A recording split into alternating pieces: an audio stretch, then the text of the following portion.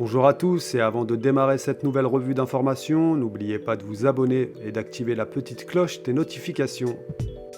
Mahrez de nouveau sur le banc. Riyad n'a disputé que les 5 dernières minutes du match face à Chelsea.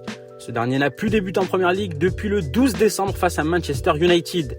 Manchester City s'est logiquement imposé sur le terrain de Chelsea 3-1 avec des buts de Gundogan, Phil Foden et Kevin De Bruyne. Une situation inquiétante pour l'international algérien qui est un cadre de la sélection. Après presque 3 ans à City, Mahrez n'a toujours pas un statut de cadre dans l'équipe de Pep Guardiola. Un départ n'est pas envisagé à l'heure actuelle, mais Djamel Belmadi sera certainement attentif à l'évolution du temps de jeu de son capitaine. Belaïli, encore passeur et buteur, une intégration réussie pour Youssef. L'ancien joueur de l'Espérance multiplie les bonnes performances avec son club du Qatar SC. Encore déterminant face à l'Al-Rafah de Sofiane Henni de Adlen Guedjoura, passeur décisif et buteur sur pénalty qu'il a lui-même provoqué. Il n'a cependant pas pu empêcher le match nul entre les deux formations.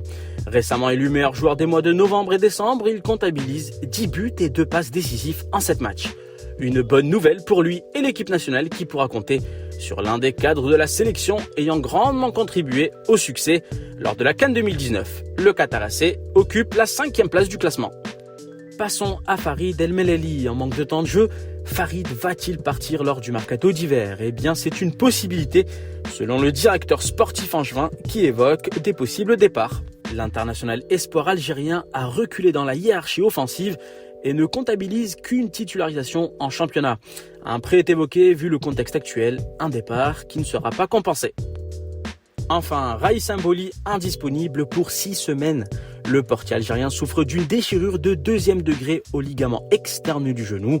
Selon les résultats des examens effectués vendredi, indique le club saoudien sur son compte Twitter. Le capitaine d'El Ettifaq est un élément essentiel de l'équipe depuis qu'il avait rejoint le championnat saoudien en janvier 2018. Il est sous contrat avec son club jusqu'en 2022. L'équipe Offside souhaite un prompt rétablissement à Raïs en espérant le voir rapidement sur les terrains. C'est tout pour aujourd'hui, on se retrouve rapidement pour une nouvelle revue d'informations sur la chaîne Offside.